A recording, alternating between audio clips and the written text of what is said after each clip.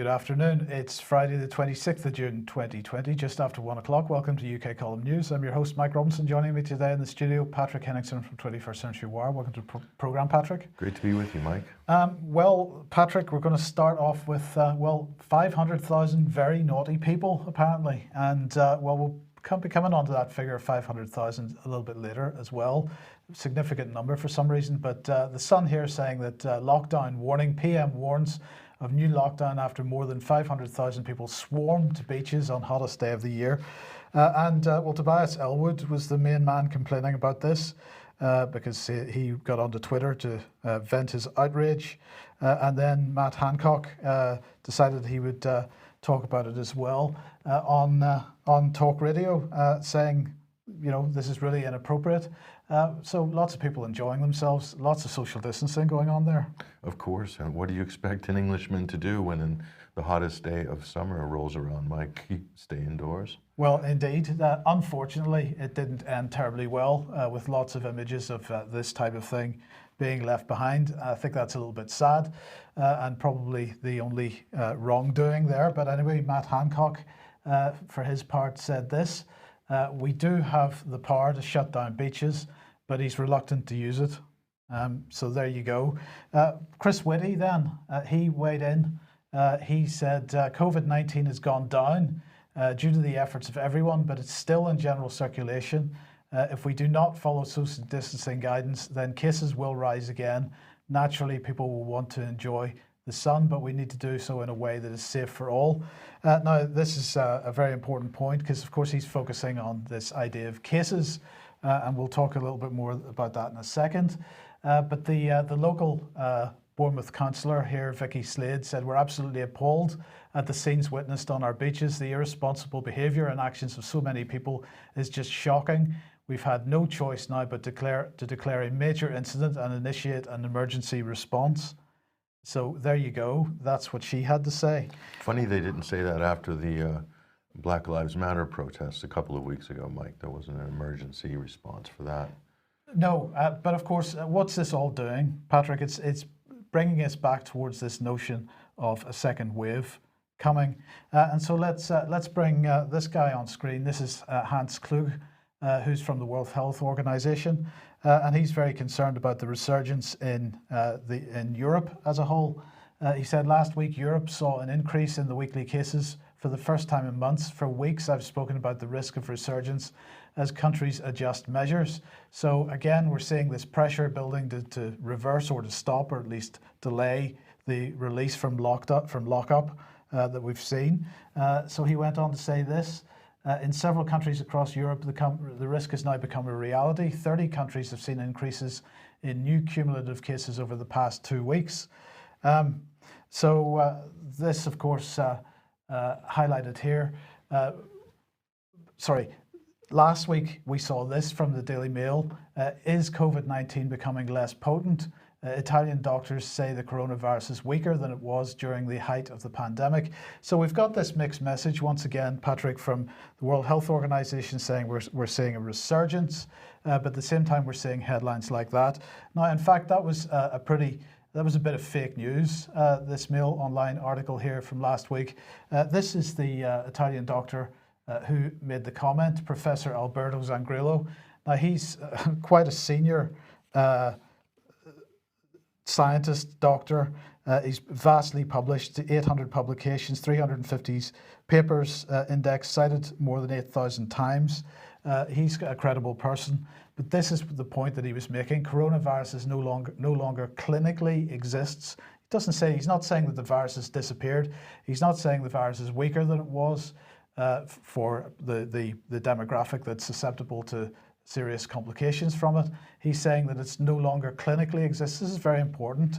Now, after that Mail article, we had headlines such as this: expert reaction to comments reported in the media by Professor Alberto Zangrillo about the COVID-19 virus in Italy, and various comments about not being able to see data and so on. But the efforts going on to try to discredit what he was saying. But this is really the point that he was making.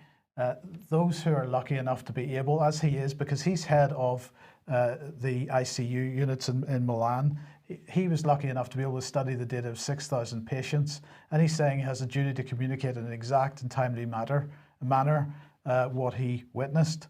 And what he witnessed was basically this, that as far as he's concerned, all the prerequisites for being confident about being able to deal with any resurgence, the most important of which, we're fighting a known enemy, this time without being found unprepared. So this was his key point, that from a clinical point of view, the virus no longer exists because they're now fighting a known enemy. They now know how to deal with it. They now know which demographics are affected the worst by it.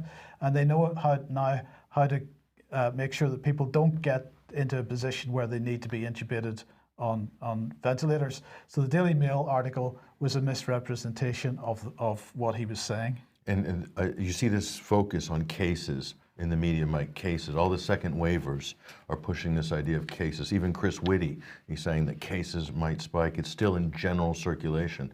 First of all, cases don't necessarily translate to the death toll. And with more testing, of course, there's going to be more cases. The question is, who are the cases affecting? Who is the most seriously affected within that demographic, which you pointed out? The other thing is the idea that being outdoors, Mike, is somehow dangerous, and that there'll be like a scourge of coronavirus infections and fatalities because people are going to the beach.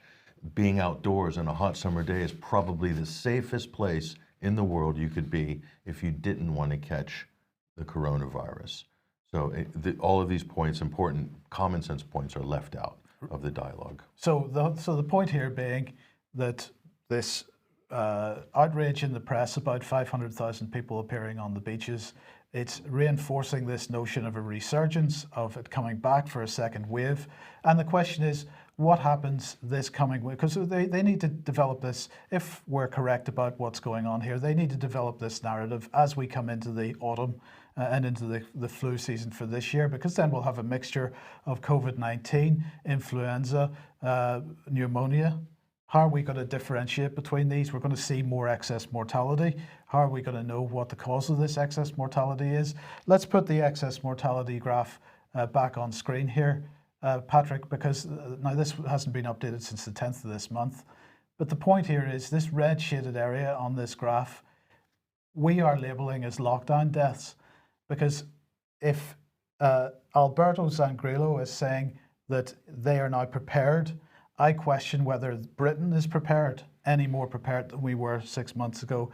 Because if we look at what actually happened, this excess mortality that's on screen at the moment, this wasn't caused by the fact that this was a novel disease or through not being prepared. This was caused by the intentional shutdown of all normal medical services, with the exception of kidney dialysis and COVID-19, because the NHS, from a policy perspective, was reoriented onto COVID-19 to the exclusion of absolutely everything else.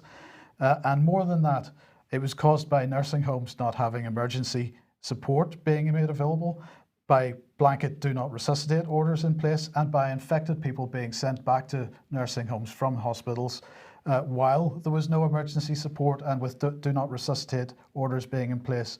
So those deaths that are on screen at the moment, that excess mortality, is caused by policy, not by unpreparedness. And it's still going on right now as we speak.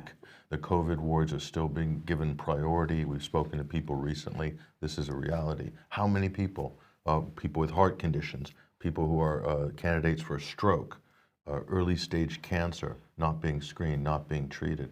This is in the millions, Mike.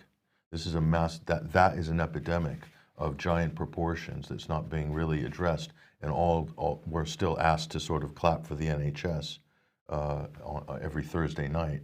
But what is the NHS has a backlog of how many hundreds of thousands, millions potentially of appointments? Are they ever going to catch up? No. On that backlog? No, and that's pretty much acknowledged now. They're not going to catch up on that. That is the true disaster of this COVID crisis.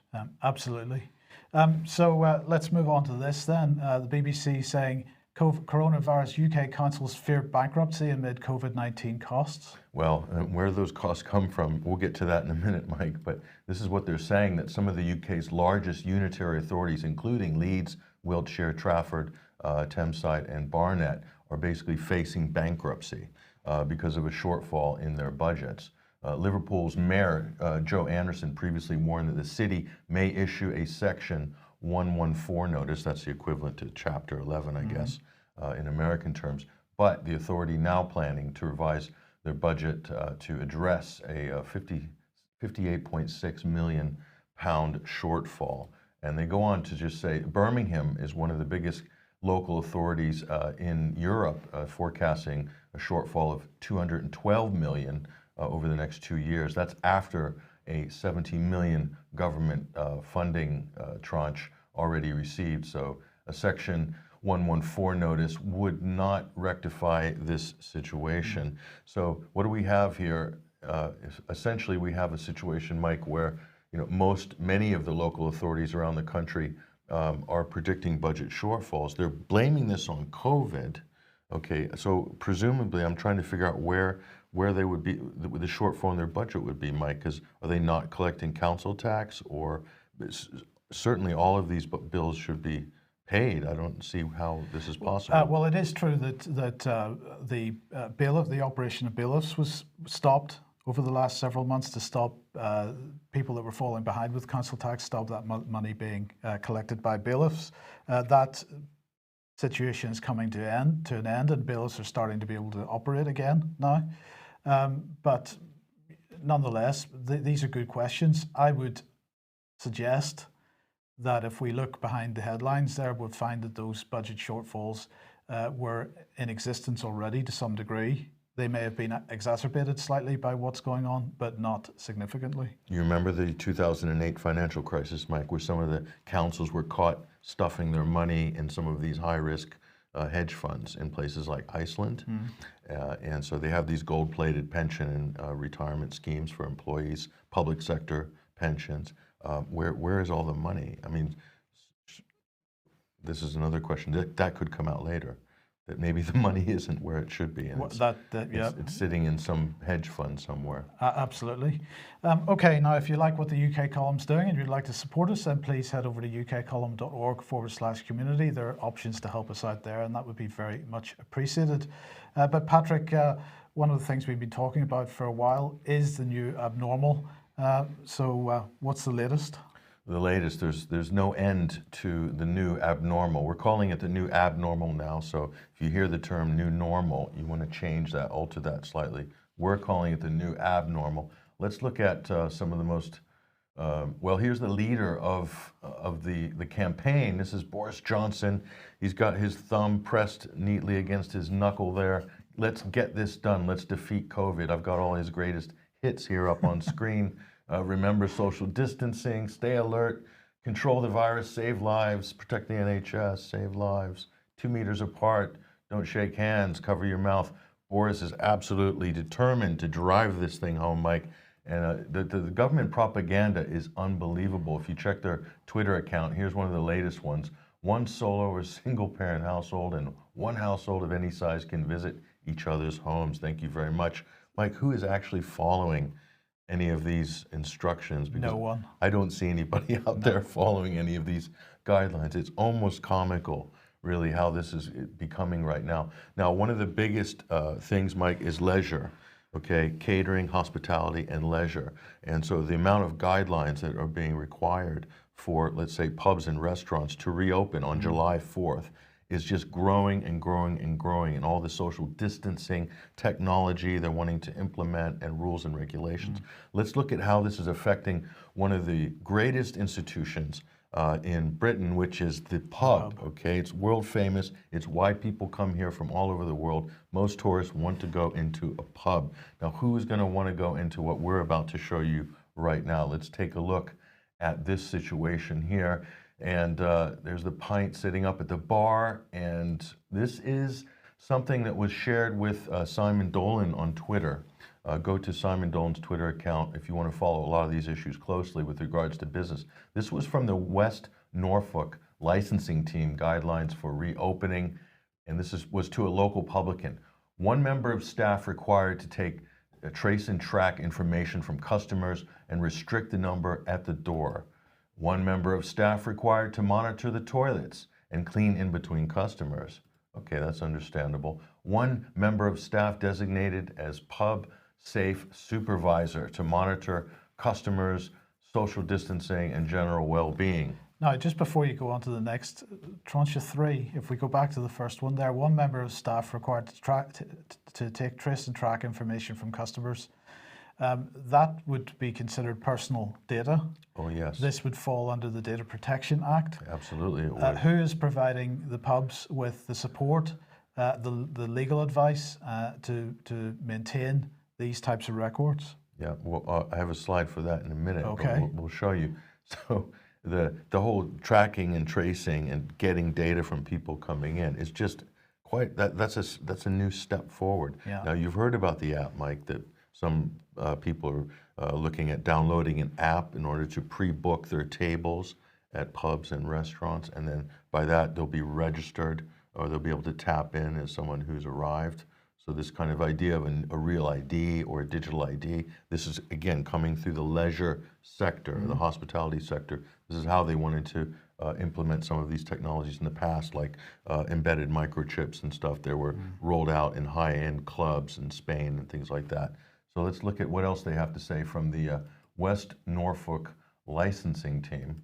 We'll look at what else they've got planned here. 1 meter social distancing. There's caveats with masks on that as well that we've heard from government. One-way system put in place. This is arrows on the ground, really treating you like you are a preschool student.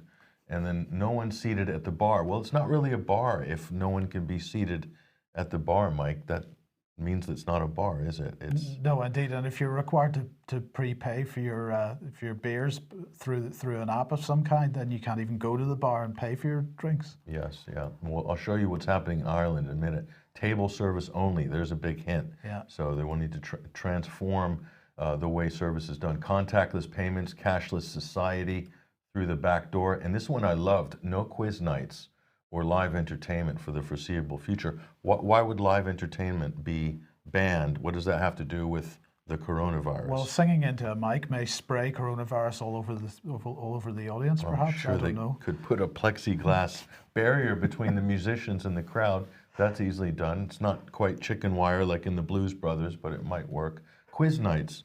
How are quiz nights dangerous? You can social distance on quiz nights. Maybe they're concerned about coronavirus-related questions being asked and dubious answers coming back or something. I don't know. Probably. Well, here's one pub owner's response from the West Norfolk area here. He says, with the above restrictions and rules, the diminished footfall, we have taken the decision not to reopen for the foreseeable future as it would not be financially viable to do so. That's the reality for a lot of business owners, Mike. It's just not going to be financially feasible for them. And that's unfortunate. And this isn't because of the coronavirus, mind you. This is because of government-issued guidelines and restrictions and police enforcing them. In fact, the police in Brixton had a kind of a mini riot the other night. And the Lambeth police, Mike, I'll just say this real quickly, were on record as saying their role was to enforce the guidelines. They said this on record. So it's not. Since when did they have a role? The law is that they can't, but now they have a role to enforce guidelines. So it's now what is a role? It's not the law. It's not. It's fairly arbitrary, isn't it? So let's look at what just a legal note here for all pubs and restaurants taking details of customers. This is Francis Hoare. He's a barrister and an accomplished lawyer in London. Pubs and restaurants taking details will be guidance. Data Protection Act 2018 and GDPR are the law. Ignore the guidance, he says. This is a barrister in the chambers in London. So that's interesting, isn't it? Now, Ireland, what is going on in Ireland, Mike? They're taking this on with a new level of enthusiasm that even trumps the British. And I can't for the life of me figure out how and why. Some people might blame their EU status, possibly, but pubs will be required to take contact details of drinkers when they open on June 29th, but that's not all. There's going to be a time limit that you could spend inside the pub. Let's look at some of the rules and regulations here from Public Health Ireland. Pubs to operate like restaurants, everybody must be seated, offer table service, Meals would be reasonably cost at €9, must be sold to each customer. So I believe there's this push, Mike, because of the time limit allowed in the pub in terms of how big the meal that you could have. So they're wanting to keep the meals small and short. But the idea that they're setting pricing guidelines, the government, this is bizarre. I don't know exactly what this is, but they go on here and limiting patrons to just 90 minutes inside the premises. Although this was raised by 15 minutes to 105 minutes after lobbying of the health chiefs from the industry body there in Ireland, Mike. So from 90 minutes to 105 minutes. So you now have to take a ticket and take your seat, and it's like going to the swimming pool or something. You've got a timer. A timer. Maybe there'll be a timer on the table. So, but they go on. It gets even better here. This is where it does get slightly bizarre. When patrons leave the pub or the restaurant, the area they occupied must be left vacant for at least 15 minutes. Mm-hmm. So COVID needs time to rest or time to leave. I don't know. They want to make sure new customers can't go to the old table. Right. Well. Now, if you think about this in the terms of the track and trace apps, right? You are considered to have come into contact with someone if your mobile phone has noticed being beside somebody else's mobile phone for 15 minutes or more. That's why. That's the reason for it. So there is making sure there's separation between people for the apps. So they're not talking about the apps, but the apps they have in mind, don't they, with these guidelines? So customers must be seated at the table except when using the toilet, paying, or departing. So you can't stand up in the pub and go over to another table and say, "All right, how you doing? Hey, do you want drinks? You got it." No, that's right. That's already made clear. You're not allowed to. If you see somebody across the pub that you're not allowed to wave at them, shout at them, talk to them. You can't. You've got to ignore them. Yeah, definitely don't shout at them. Don't raise your voice. And I thought this was an interesting detail, Mike. Decoration of drinks, i.e. cocktail umbrellas, should be minimized. So very important detail there in terms of health and safety with the coronavirus. So the question, Mike, we're going to ask is, what's going on in the UK and Ireland? Why are they so vastly different than the rest of Europe? And it doesn't, the point is life doesn't have to be a social distancing hell of arrows and restrictions, because there's other European countries, Mike, that are just resuming life as normal and no disasters happening. There's not a genocide. Let's take a look at one gentleman, John Kirby, who we follow on Twitter, and he's got a video, Mike, from Stockholm, just filmed a couple of days ago, and he just went out, took a quick video on his cell phone. Let's take a look at John's video here. Hi, welcome to Sweden. This is Thursday the 25th of June 2020. I just want to show you how normal we are in Sweden. Enjoy. As you can see, people are normal, sitting close, no masks, none of this craziness you're being told here. And this is in Stockholm. We're on a street in the south of Stockholm called Hornsgatan, which is the south of the city. And as you can see, everybody's very normal. Carry on a little bit further. It's just a short street. Unfortunately, it's been our midsummer. Well, not unfortunately for this, but it's been our midsummer, which is a big celebration, bigger than Christmas here in Sweden. And many people have left the city to go into their summer houses. So there's not as many people as normally. But I thought this video was good to show you that we don't have any abnormal here in Sweden. Everybody is living as before. Whatever, of course, there's a few people still afraid, but most of us are back to normal. I hope you enjoyed. Somebody in the chat box there, Patrick, saying the science must be different in different countries. Corona just is different as well. Corona behaves different. I didn't see any stickers, any child stickers on the sidewalk, Mike. I didn't see any stencil, spray painting, COVID, keep your distance signs. I didn't see any masks. I saw old people walking around with no masks. People were just, life is normal. Matt, what would Matt Hancock say? This must be a horrifying scene for Matt Hancock. I mean, what would he think about the Swedes? That certainly does think, but anyway. It doesn't get any better when we look at the club scene, Mike, and I'm going to show you a disturbing video, so we're going to preference this. Do look away if you are easily traumatized by very disturbing scenes. We're going to show this right now, so again, adults, use your discretion if there are children around. Mike, this is clubbing in COVID land.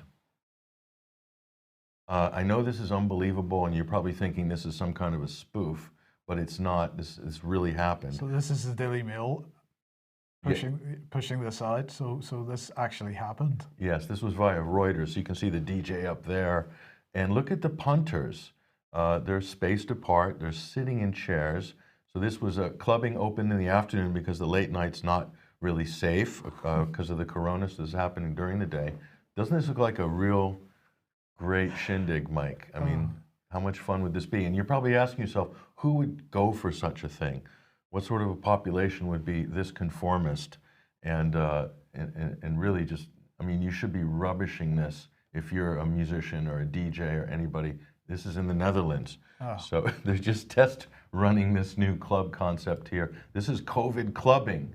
But we're going to replace the acid house smiley face, Mike, with Coroni's back. He's running the show, but he's still a little bit confused. You see them tapping their feet on the ground. Everybody's seated. How much fun is this, Mike? I mean, in terms of a rave, I mean, brilliant. The kids have so much to look forward to. So again, Coroni is very active in the clubs, apparently. Not as active in other places, in supermarkets and at social justice protests. But there they are. They're moving in a new group there. He's found his seat. Isn't that so fantastic? I'm sure they probably have time limits on that as well. Yes, actually, there must be a limit to the amount of time that you could possibly have that much fun. There is. It's about 1 hour. It's about 1 hour. So you're allowed to come in, sit down in the chair, bop around a little bit. You see she's shaking it there, and that's it. And it's so much fun, isn't it? Yeah, fantastic. Let's go to the Netherlands for a clubbing holiday. It looks like great fun. And she's tapping their feet there. I mean, this is just, it's heartwarming, isn't it? And Coroni is also, he's getting in the act as well. He's dancing a bit on the side. It doesn't get any better than that, Mike. It really doesn't. So the point is, let's get back to reality, okay? And some Swedish statistics have just come through. So the point is, mortality in perspective. 85% of COVID deaths have a pre-existing condition. 90% are over 70, 48% are from care homes, 26% more have home help. So, and 1 death under 20, yet compulsory schooling never closed. So that's the reality in Sweden. So what's the verdict of this? The verdict is the general population has never been at any serious risk for being hospitalized for COVID. That's the conclusion we draw from this data. And just for those who are, anti-Viking haters, who don't like Sweden because of all the propaganda that's been coming out, let's look at some comparable data from the NHS. This is just from this week. This is downloaded from the NHS's spreadsheets for daily deaths. So let's look at some of the conclusions that we found from this data. It's very much the same as Sweden. 95% of deaths have a pre-existing condition. Average age over 80, 91% of the deaths over 60, and only 1% under 40, excluding those with pre-existing conditions, of course. So only 1 death under 80 this past week, 4 deaths under 20, 37 deaths under 40, 298 deaths under 60. It's a country of 60+ million, Mike. But the big caveat we've got to put on this, Patrick, of course, is that these are deaths which are attributed to. None of these people had post-mortem examinations. Good point. So we're not even going that deep, but just on the surface, just taking their data at face value, we're going to conclude this same conclusion. The general population has never been at any serious risk of being hospitalized for COVID. You have to look at things in perspective, in context, the size of the country, et cetera, Mike. So that's the reality there. And just if you didn't think this was the biggest PSYOP going, I'm going to point to this. This is a pop-up store in Miami that's come up. I believe it's in one of the shopping malls of the airports. COVID-19 essentials. They've got the designer masks there in the window. Very attractive. So anything you need for COVID or coping with COVID, or any fashion accessories, you can see they've even got their own little caricature, Mike, up there with the kind of one eye bigger than the other, the kind of Bezos look, and the mouth open there. A little coroni of their own, sort of evil coroni. That's what they've got there. So this is an incredible PSYOP if you look at how they're commercializing this. What a gravy train this is. Absolutely. Now on the point of masks, we'll just quickly, many of you have already seen this graphic, just a few pointers on face mask safety. Know the facts before you wear one. Decreased oxygen intake, increased toxin inhalation, shuts down your immune system, increases virus risk, scientifically inaccurate. Virologists have actually measured COVID-19 to be, well, a lot smaller than the fabric and the protection that you have. So the idea that you're going to keep the virus out is really a canard. Effectiveness has not been studied. There's not been enough scientific peer-reviewed studies on masks. So how could you possibly be so certain about the policy? So that's the point on masks going forward. Question the science that you're being fed through the media and government. So another question is, what is it that we're relaunching the economy? What kind of economy are we relaunching? What's the purpose of this relaunched economy? Well, let's look at a couple of comments from a couple of diplomats from the UK. Here's Laura Clark first. She's British High Commissioner to New Zealand. So she was giving a speech yesterday. And she said that the death and disruption caused by the novel coronavirus pandemic is unprecedented in our lifetime. It's a truly global crisis. So she was asking, has COVID-19 destroyed globalization? And she went on to say this, that it hasn't killed globalization, but it has made the world a far more dangerous place and changed how we work and think internationally. She said that it is making international cooperation on global goods even harder than it was before. That it has killed the instinct at the individual business and state level to live, work and travel internationally, to trade across borders, to cooperate on tackling global challenges and pursuing common goods.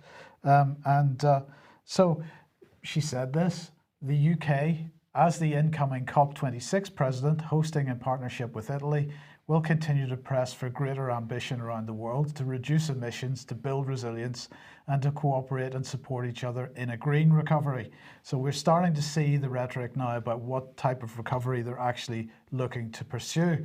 And of course, if you're in the type of business which doesn't fit the model of a green recovery, sustainable development and so on, your business will not be encouraged to recover at all. We've reported this in past UK column news programmes that UK government spokespeople have made this statement, or at least asking the question, do we want to restart any business that doesn't fit in with the green recovery? So let's move on to Sir Geoffrey Adams, who's British ambassador to Egypt, and he made a joint statement with the Italian ambassador to Egypt, because Britain and Italy are co-hosting COP26. And he said this yesterday, as we recover from COVID-19, we have a rare opportunity to rebuild in a way that lays the foundation for sustainable, resilient and inclusive growth. The international community can and must unite to tackle the climate crisis. This is certainly being taken, the least you can say is it is being taken advantage of in order to pursue an economic policy which fits with the whole climate crisis narrative, sustainability, Agenda 21 and Agenda 2030. And didn't we talk about this in the early days of this crisis, like COVID coming together with climate change, now coming together like a hand in glove. So they're foisting this upon us right now, like it's some revelation that they've had because of the novel coronavirus, when in fact this was already in the works. This was planned well in advance. You only need to go to the World Economic Forum's own website and look right now at their COVID action plan. And you can see that this wasn't just something that came up spontaneously because of the coronavirus. They have already architected this well in advance. No, absolutely. And if you're while you're on the World Economic Forum website, go and look for the Great Reset. This is being fronted by Prince Charles for some reason. There's a little introductory video there, but you can see if you read the documentation that goes alongside that, this again is something which has not just been created in the last 2 months. This has been worked on for a long time. So we maintain, last thing I'll say is we've maintained that the crisis has been completely overblown. The threat has been completely overblown and adopted by a number of countries led by the United States and the UK globally for that agenda. Of course, China is also on board with this as well. And so if it's overblown, if there's no real threat compared to other well-known infectious diseases, Mike, yet all of this regulations coming in, all of these things have been shut down. They're blaming the coronavirus. It's not the coronavirus that shut economies down. It's governments. It's governments. It's policy. Important to make that distinction. Absolutely. The latest Global Financial Stability Report has been released by the International Monetary Fund. This feeds into this subject quite nicely. And what are they saying here? The pandemic could crystallize other financial vulnerabilities that have built up over the past decade. Because, Patrick, one of the issues here is that many of the problems which the new green economy and is designed to improve or to fix are problems that have existed for a very long time, particularly with the financial system. What are they saying in this? They're saying that in advanced and emerging market economies alike, corporate and household debt burdens could become unmanageable for some borrowers in a severe economic contraction. Now, of course, they're acknowledging that there is going to be an economic contraction. And in fact, they've updated their April forecast on this when they said there would be a 3% decline in world GDP. They're now saying that that's going to be 4.9%. They're saying that France, Italy, and Spain are now going to have collapses in their GDP of over 12%, the UK over 10%, Germany and the United States around 8%, Russia 7% down GDP, Japan 6%, and China will actually have positive growth, but 1% rather than China's more recent years around the 12-15% mark. So that's the levels that we're at. And they're saying that the data suggests even deeper downturns than previously projected. So there clearly is going to be a severe economic contraction, and they're saying here that debt burdens are going to become unmanageable for corporates and households. Of course, if you've got corporate debt becoming unmanageable, you've got more companies going out of business, you've got people therefore being laid off, it very quickly becomes a spiral, a death spiral in effect. They say second insolvencies will test the resilience of the banking sector. Not convinced that the banking sector actually has any resilience, so that's another potential problem. Third, non-bank financial companies and markets may face further stress, and they'll be including hedge funds in this kind of thing, pension funds, all this kind of stuff. And fourth, some emerging and frontier markets are facing high external refinancing requirements. So what that means is there's a recognition that at some point in the not too distant future, so-called emerging economies are going to have, that already have a fairly high debt burden, are going to have to refinance that debt burden. But the refinancing that's going to be available is going to be much more expensive than it was before. And so that's going to put an even greater debt burden on countries that really can't afford any kind of debt burden in any case. I think what we're seeing, Mike, is on all tiers, from the top financial tier, the elite tier, right down to the sort of mid-majors, down to the smaller businesses, those who can afford to comply or who are able to receive sufficient bailouts, they'll survive. Those who can't will go to the wall and be bought up for pennies on the dollar. We also said this in the first days of this crisis. So a total consolidation of power, eliminating competition, killing off independence, whether they be banks or businesses, and where people with scale can afford to comply or can afford to survive, they will then capitalize on the new green economy going forward.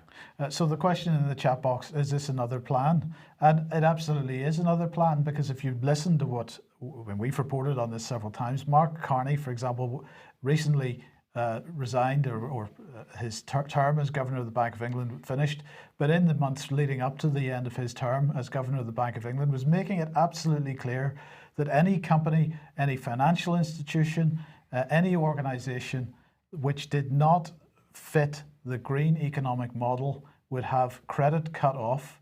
He said they would go to the wall, they would become bankrupt, they would be made bankrupt by the banking system, and he even included banks that offered credit to companies that don't fit this model.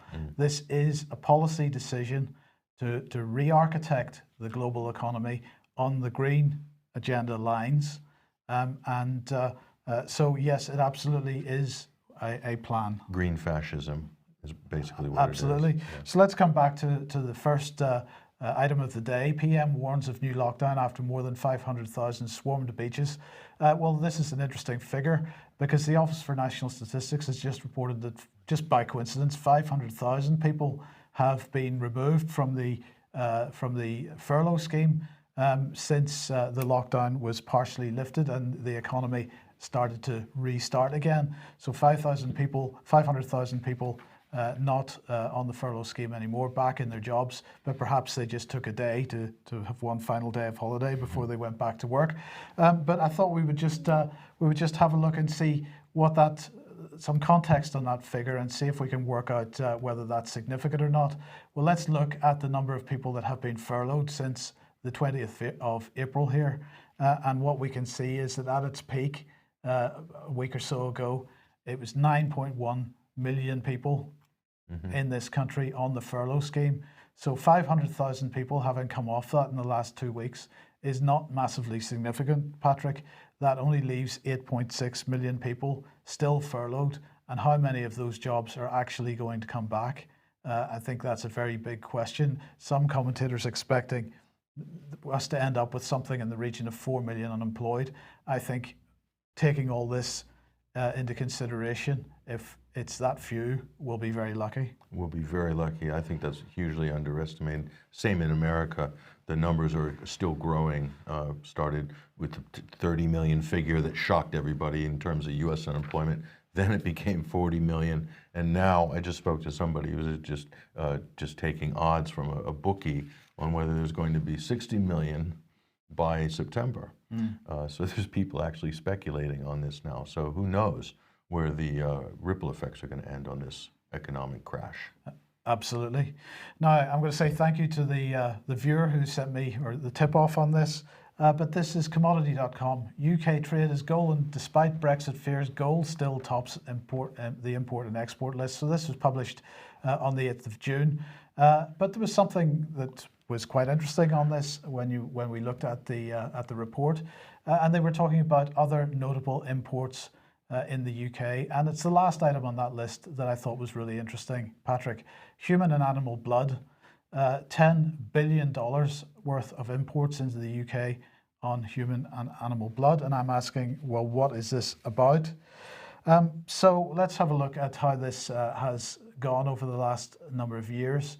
So this is since 2001, and this is in millions. So as we can see, it peaked. This particular data only goes up to 2018, but it peaked there at around 9 billion or so in 2017, came down off the 9 billion in 2018. As we now know, in 2020, it's back up to 10 billion. What is this about? Well, maybe this gives us a clue. Human blood, animal blood prepared for therapeutic, prophylactic and diagnosis uses, also for developing vaccines and so on, use in vaccines and so on. This is what it's about. But what's really surprising, Patrick, is why we are importing this level of blood, because during when they were preparing documents for Brexit, this guidance note came out. Now, this guidance note was withdrawn on the 3rd of March. But the guidance notes is all about ensuring blood and blood products are safe if there is no Brexit deal. And this is what it says. The UK is largely self-sufficient in the supply of blood and blood components. If that were true, why are we importing $10 billion worth of blood products every year. Now, this is massive business. The USA imports $37 billion worth. That's 19.8% of the world's imports. Germany, 24 billion. That's 13%. Belgium, 18.4 billion. That's 10% roughly. Switzerland's next at 9.94 billion. Italy at 9.45 billion. And the UK, well, those are the 2018 figures. I don't have the 2020 figures for those other countries, but the UK obviously at 10 billion at the moment. So I don't know what the answer is to this. I don't know exactly what those blood products are being used for. Probably for scientific research, for development of vaccines, for the manufacturing of vaccines, and this type of thing.